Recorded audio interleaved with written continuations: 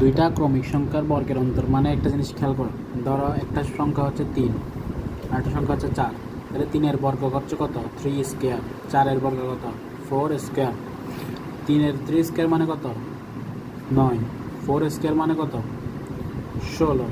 ঠিক আছে, তাহলে এই দুইটা বর্গের অন্তর কত 3 আর 4-এর বর্গের অন্তর কত, বড়টা থেকে ছোটা বিয়োগ দিলে 16 বিয়োগ 9 সমান কত তোমার 7। একটা জিনিস খেয়াল করো এখানে, এটাই হচ্ছে দুইটা ক্রমিক সংখ্যার বর্গের অন্তর। এখন একটা জিনিস খেয়াল করো, 2 স্কোয়ার মাইনাস 1 স্কোয়ার, 2-এর বর্গ কত 4, 1-এর বর্গ 1 3। এরপরে 3 স্কোয়ার মাইনাস 2 স্কোয়ার, 3-এর বর্গ কত 9, 2-এর বর্গ 4, বিয়োগ করলে কত 5। 4 স্কোয়ার মাইনাস 3 স্কোয়ার কত 16 বিয়োগ 9 সমান 7।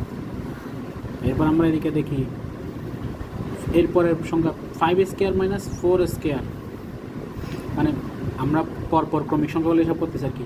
25 বিয়োগ 16 সমান কত হয় 9। 6 স্কোয়ার দেখি তো, 6 স্কোয়ার মাইনাস 5 স্কোয়ার সমান 36 বিয়োগ 25 কত হয় 11। একটা জিনিস খেয়াল করছো, প্রতিটা কত করে বাড়তেছে 2 করে। প্রথম 2 আর 1-এর ভিতরে বর্গের অন্তর হচ্ছে 3, 3 আর 2-এর ভিতরে বর্গের অন্তর হচ্ছে 5, 4 আর 3-এর ভিতরে বর্গের অন্তর হচ্ছে কত 7, 5 আর 4-এর ভিতরে বর্গের অন্তর হচ্ছে কত 9, 6 আর 5-এর ভিতরে বর্গের অন্তর হচ্ছে কত 11। প্রথমে এই জিনিসটাকে আমরা বোঝার চেষ্টা করি, মানে দুইটা ক্রমিক সংখ্যার বর্গের অন্তর হচ্ছে কত 2 2 করে এগুলো বাড়তেছে। ঠিক আছে,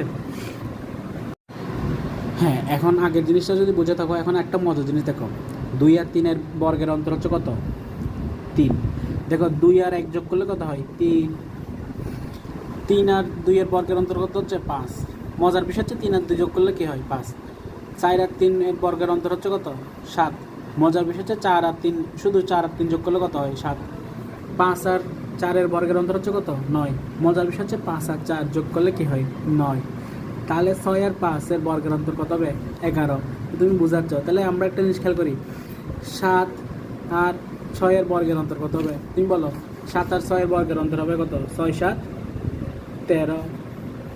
তারপর তুমি 8 আর 7-এর স্কোয়ারের বর্গের অন্তর কত হবে, তুমি এখন নিজে বলতে পারবে। 8 7 কত হয় 15, তাহলে 8 আর 7-এর বর্গের অন্তর হবে কত 15। এরকম করে এখন তোমাকে যদি বলা হয়, ধরো বলছে দুইটা ক্রমিক সংখ্যার বর্গের অন্তর 19। ঠিক আছে, একটা বলছে একটা সংখ্যা যদি 10 হয় অপর সংখ্যাটি কত। তাহলে তুমি খেয়াল করো এখানে কত বর্গের অন্তরগুলো কি হচ্ছে, দুইটা সংখ্যার যোগফল হচ্ছে না। এই যে এখানে দেখছো 6 আর 5 যোগ করে 11 হচ্ছে। তাহলে তোমাকে যদি একটা দেওয়া থাকে যে হচ্ছে দুইটা সংখ্যার বর্গের অন্তর 11, একটা সংখ্যা 6 হলে অপরটা কত, তাহলে 11 থেকে 6 বিয়োগ করলে যেটা আসবে সেটা হচ্ছে তোমার অপর সংখ্যাটা। তোমাকে যদি বলে যে 9, একটা সংখ্যা 9 দেওয়া আছে, দুইটা সংখ্যা বর্গের অন্তর হচ্ছে 9, একটা সংখ্যা 5 আর একটা কত, তাহলে 9 থেকে 5 বিয়োগ করলে 4, বা দুইটা সংখ্যার বর্গের অন্তর 9, একটা সংখ্যা হচ্ছে 4, তাহলে 9 থেকে 4 বিয়োগ করলে যেটা থাকবে সেটা হচ্ছে অপর সংখ্যাটা।